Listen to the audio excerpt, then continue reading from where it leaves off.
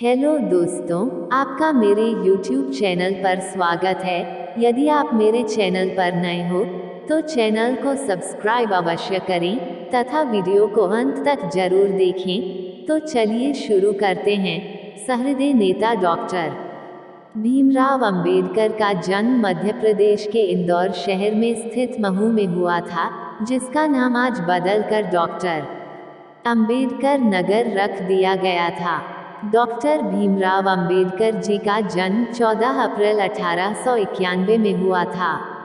Doctor Bhimrao Ambedkar जाति से दलित थे। उनकी जाति को अछूत जाति माना जाता था, इसलिए उनका बचपन बहुत ही मुश्किलों में व्यतीत हुआ था।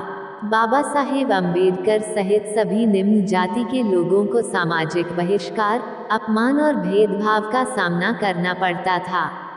आइए और इस वीडियो में विस्तार से जानते हैं। उनके पिता मुंबई शहर के एक ऐसे मकान में रहने गए जहां एक ही कमरे में पहले से बेहद गरीब लोग रहते थे, इसलिए दोनों के एक साथ सोने की व्यवस्था नहीं थी। तो बाबा साहेब अंबेडकर और उनके पिता बारी बारी से सोया करते थे। जब उनके पिता सोते थे तो डॉक्टर भीमराव अंबेडकर दीपक की हल्की सी रोशनी में पढ़ते थे।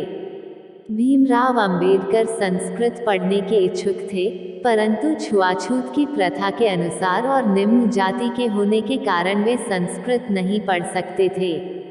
परंतु ऐसी विडंबना थी कि विदेशी लोग संस्कृत पढ़ सकते थे। भीमराव अंबेडकर जीवनी में अपमानजनक स्थितियों का सामना करते हुए डॉक्टर भीमराव अंबेडकर ने धैर्य और वीरता से अपनी स्कूली शिक्षा प्राप्त की और इसके बाद कॉलेज की पढ़ाई। डॉक्टर भीमराव अंबेडकर ने 1907 में मैट्रिकुलेशन पास करने के बाद एलिफिंस्टन कॉलेज में 1912 में ग्रेजुएट हुए।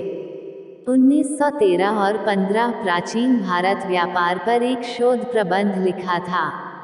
डॉक्टर भीमराव अंबेडकर ने 1915 में कोलंबिया विश्वविद्यालय से अर्थशास्त्र में एमए की शिक्षा ली। 1917 में पीएचडी की उपाधि प्राप्त कर ली। National development for India and analytical study विषय पर उन्होंने शोध किया। 1917 में ही लंदन स्कूल ऑफ इकोनॉमिक्स में उन्होंने दाखिला लिया, लेकिन साधन के अभाव के कारण वह अपनी शिक्षा पूरी नहीं कर पाए। कुछ समय बाद लंदन जाकर लंदन स्कूल ऑफ इकोनॉमिक्स से अधूरी पढ़ाई उन्होंने पूरी की। इसके साथ साथ एमएससी और बार 8 लॉ की डिग्री भी प्राप्त की। अपने युग के सबसे ज्यादा पढ़े लिखे राजनेता और एवं विचारक थे। भीमराव अंबेडकर जीवनी कुल 64 विषयों में मास्टर थे, 9 भाषाओं के जानकार थे, विश्व के सभी धर्मों के रूप में पढ़ाई की थी। कोलंबिया विश्वविद्यालय में छात्र के रूप में अंबेडकर 1915-1917 में 22 वर्ष की आयु में संयुक्त राज्य अमेरिका चले गए। जून 1915 में उन्होंने अपनी एम.ए. परीक्षा पास की, जिसमें अर्थशास्त्र प्रमुख विषय और समाजशास्त्र, इतिहास, दर्शन शास्त्र और मानव विज्ञान ये अन्य विषय थे। उन्होंने स्नातकोत्तर के लिए प्राचीन भारतीय वाणिज्य विषय पर रिसर्च कार्य प्रस्तुत किया। लंदन स्कूल ऑफ इकोनॉमिक्स के अपने प्रोफेसरों और दोस्तों के साथ अंबेडकर 1916-17 सन 1922 में एक बैरिस्टर के रूप में डॉक्टर भीमराव अंबेडकर अक्टूबर 1916 में ये लंदन चले गए और वहां उन्होंने ग्रेज इन में बैरिस्टर कोर्स विधि अध्ययन के लिए प्रवेश लिया और साथ ही लंदन स्कूल ऑफ इकोनॉमिक्स में भी प्रवेश लिया, जहां उन्होंने अर्थशास्त्र की डॉक्टरेट थीसिस पर काम करना शुरू किया। भीमराव अंबेडकर जीवनी में महत्वपूर्ण 2 रचनावलियों के नाम नीचे दिए गए हैं। Doctor Baba Saheb Ambedkar writings and speeches, Maharashtra सरकार द्वारा प्रकाशित। साहेब डॉक्टर अंबेडकर संपूर्ण वाङ्मय, भारत सरकार द्वारा प्रकाशित। भारत रत्न डॉक्टर भीमराव अंबेडकर के पास 32 डिग्रियों के साथ 9 भाषाओं के सबसे बेहतर जानकार थे। उन्होंने लंदन स्कूल ऑफ इकोनॉमिक्स में मात्र 2 साल 3 महीने में 8 साल की पढ़ाई पूरी की थी। वो लंदन स्कूल ऑफ इकोनॉमिक्स से डॉक्टर ऑफ साइंस नामक एक दुर्लभ डॉक्टरेट की डिग्री प्राप्त करने वाले भारत के ही नहीं बल्कि पूरी दुनिया के पहले और एकमात्र व्यक्ति हैं। प्रथम विश्व युद्ध की वजह से उनको भारत वापस लौटना पड़ा। कुछ समय बाद उन्होंने बड़ौदा राज्य के सेना सचिव के रूप में नौकरी प्रारंभ की। बाद में उनको Sydenham college of commerce and economics में राजनीतिक अर्थव्यवस्था के प्रोफेसर के रूप में नौकरी मिल गई। कोल्हापुर के शाहू महाराज की मदद से एक बार फिर वो उच्च शिक्षा के लिए लंदन गए। Doctor B R. अम्बेडकर ने इतनी असमानताओं का सामना करने के बाद सामाजिक सुधार का मोर्चा उठाया। अम्बेडकर जी ने ऑल इंडिया क्लासेज एसोसिएशन का संगठन किया। सामाजिक सुधार को लेकर वह बहुत प्रयत्नशील थे।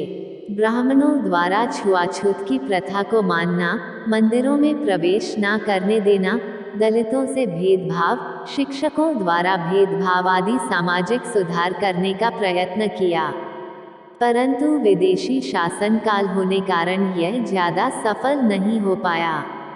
विदेशी शासकों को यह डर था कि यदि यह लोग एक हो जाएंगे तो परंपरावादी और रूढ़िवादी वर्ग उनका विरोधी हो जाएगा। डॉक्टर भीमराव अंबेडकर छुआछूत की पीड़ा को जन्म से ही झेलते आए थे। जाति प्रथा और ऊंच नीच का भेदभाव वह बचपन से ही देखते आए थे और इसके स्वरूप उन्होंने काफी अपमान का सामना किया। डॉक्टर भीमराव अंबेडकर ने छुआछूत के विरुद्ध संघर्ष किया और इसके जरिए वे निम्न जाति वालों को छुआछूत की प्रथा से मुक्ति दिलाना चाहते थे और समाज में बराबर का दर्जा दिलाना चाहते थे। 1920 के दशक में मुंबई में डॉक्टर भीमराव अंबेडकर ने अपने भाषण में यह साफ साफ कहा था कि जहां मेरे व्यक्तिगत हित और देश हित में टकराव होगा वहां पर मैं देश के हित को प्राथमिकता दूंगा, परंतु जहां दलित जातियों के हित और देश के हित में टकराव होगा वहां मैं दलित जातियों को प्राथमिकता दूंगा। वे दलित वर्ग के लिए मसीहा के रूप में सामने आए जिन्होंने अपने अंतिम क्षण तक दलितों को सम्मान दिलाने के लिए संघर्ष किया। सन 1927 में अछूतों को लेने के लिए एक सत्याग्रह का नेतृत्व किया और सन 1937 में मुंबई में उच्च न्यायालय में मुकदमा जीत लिया। सन 1932 में पुणे समझौते में गांधी और अंबेडकर आपसी विचार विमर्श के बाद एक मार्गदर्शन पर सहमत हुए। वर्ष 1945 में अंबेडकर ने हरिजनों का पक्ष लेने के लिए महात्मा गांधी के दावे को चुनौती दी और what Congress and Gandhi have done to the untouchables सन 1945 नामक लेख लिखाया। सन 1947 अंबेडकर भारत सरकार के कानून मंत्री बने। डॉक्टर भीमराव अंबेडकर गांधी जी और कांग्रेस के उग्र आलोचक हैं। 1932 में ग्राम पंचायत बिल पर मुंबई की विधानसभा में बोलते हुए अंबेडकर जी ने कहा, बहुतों ने ग्राम पंचायतों की प्राचीन व्यवस्था की बहुत प्रशंसा की है। कुछ लोगों ने उन्हें ग्रामीण प्रजातंत्र कहा है। इन देहाती प्रजातंत्रों का गुण जो भी हो, मुझे यह कहने में जरा भी दुविधा नहीं है कि वे भारत में सार्वजनिक जीवन के लिए अभिशाप हैं। यदि भारत राष्ट्रवाद उत्पन्न करने में सफल नहीं हुआ, यदि भारत राष्ट्रीय भावना के निर्माण में सफल नहीं हुआ, तो इसका मुख्य कारण मेरी समझ में ग्राम व्यवस्था का अस्तित्व है। 1936 में बाबा साहेब जी ने स्वतंत्र मजदूर पार्टी का गठन किया था। 1937 के केंद्रीय विधानसभा चुनाव में उनकी पार्टी को 15 सीट की जीत मिली। अंबेडकर जी अपनी इस पार्टी को all India schedule caste party में बदल दिया। इस पार्टी के साथ वे 1946 में संविधान सभा के चुनाव में खड़े हुए, लेकिन उनकी इस पार्टी का चुनाव में बहुत ही खराब प्रदर्शन रहा।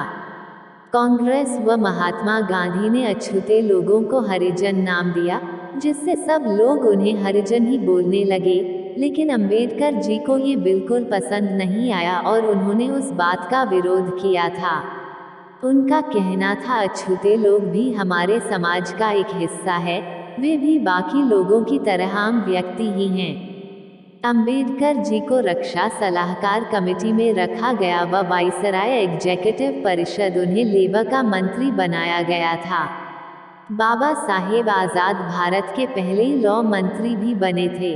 बाबा साहेब अंबेडकर को अपने महान कार्यों के चलते कई पुरस्कार भी मिले थे, जो इस प्रकार हैं। डॉक्टर भीमराव अंबेडकर जी की स्मारक दिल्ली स्थित उनके घर 26 अलीपुर रोड में स्थापित की गई है। अंबेडकर जयंती पर सार्वजनिक अवकाश रखा जाता है। 1990 में उन्हें मरणोपरांत भारत के सर्वोच्च नागरिक सम्मान भारत रत्न से सम्मानित किया गया है। कई सार्वजनिक संस्थान का नाम उनके सम्मान में उनके नाम पर रखा गया है, जैसे कि हैदराबाद, आंध्र प्रदेश का डॉक्टर अंबेडकर मुक्त विश्वविद्यालय, BR अंबेडकर बिहार विश्वविद्यालय मुजफ्फरपुर, डॉक्टर बाबा साहेब अंबेडकर अंतर्राष्ट्रीय हवाई अड्डा नागपुर में है, जो पहले सोनेगांव हवाई अड्डे के नाम से जाना जाता था। अंबेडकर का एक बड़ा आधिकारिक चित्र भारतीय संसद भवन में प्रदर्शित किया गया। डॉक्टर भीमराव अंबेडकर सन 1948 से मधुमेह डायबिटीज से पीड़ित थे और वो 1954 तक बहुत बीमार रहे थे। 3 दिसंबर 1956 को डॉक्टर भीमराव अंबेडकर ने अपनी अंतिम पांडुलिपि बुद्ध और धम्म उनके को पूरा किया और 6 दिसंबर 1956 को अपने घर दिल्ली में अपनी अंतिम सांस ली थी। बाबा साहेब का अंतिम संस्कार चौपाटी समुद्र तट पर बौद्ध शैली में किया गया। इस दिन से अंबेडकर जयंती पर सार्वजनिक अवकाश रखा जाता है।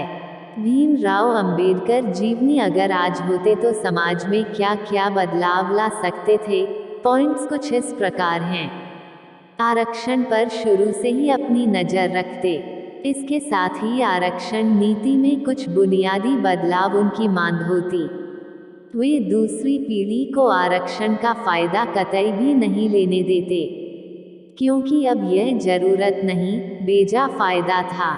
आरक्षित कोटे से एक अवसर पाने वाले दलित परिवार बेहतर आर्थिक और शैक्षणिक स्तर हासिल कर चुके थे। बाबा साहेब इसे सामान्य वर्ग में आना ही मानते थे। गरीबी सिर्फ दलितों में नहीं थी, गांवों में लाखों परिवार भी उसी लंबी गुलामी की पैदाइश थे। इसके अलावा भूमिहीन, गरीब और मजदूरी पर आश्रित है। अगर बाबा साहेब होते तो इसको नज़रअंदाज कर ही नहीं सकते थे। वे पहले शख्स होते जो 20 साल बाद आर्थिक आधार पर सबका साथ, सबका विकास चाहते। तब ऊंची जाति के उपेक्षित और प्रतिभाशाली लोग भी सिर्फ उन्हीं की शरण में जाते और वे ही सर्वोत्तम न्यायसंगत रास्ता निकालते। वे अनुसूचित जाति, जनजाति के नौकरी प्राप्त अफसर कर्मचारियों के संगठन बनाए जाने के खुलकर खिलाफ होते। वे कहते आरक्षितों के संगठन बनाकर आरक्षण को राजनीतिक ढाल मत बनाइए, वरना हम दिशा भटक जाएंगे। आप मजबूत हो गए हैं तो दूसरे कमजोरों की सहायता कीजिए। भारत के झंडे पर अशोक चक्र लगवाने वाले बाबा साहेब भीमराव अंबेडकर ही थे। डॉक्टर भीमराव अंबेडकर लगभग 9 भाषाओं को जानते थे। भीमराव अंबेडकर ने 21 साल की उम्र तक लगभग सभी धर्मों की पढ़ाई कर ली थी। भीमराव अंबेडकर ऐसे पहले इंसान थे जिन्होंने अर्थशास्त्र में PhD विदेश जाकर की थी। भीमराव अंबेडकर के पास लगभग 32 डिग्रियां थी। बाबा साहेब आज़ाद भारत के पहले कानून मंत्री थे। बाबा साहेब ने 2 बार लोकसभा चुनाव लड़े, लेकिन दोनों बार हार गए थे। भीमराव अंबेडकर हिंदू महार जाति के थे, जिन्हें समाज अछूत मनाता था। भीमराव अंबेडकर कश्मीर में लगी धारा नंबर 370 के खिलाफ थे। दोस्तों, आशा करते हैं आपको यह वीडियो जरूर पसंद आई होगी। मेरा आपसे निवेदन है कि चैनल को सब्सक्राइब अवश्य करें।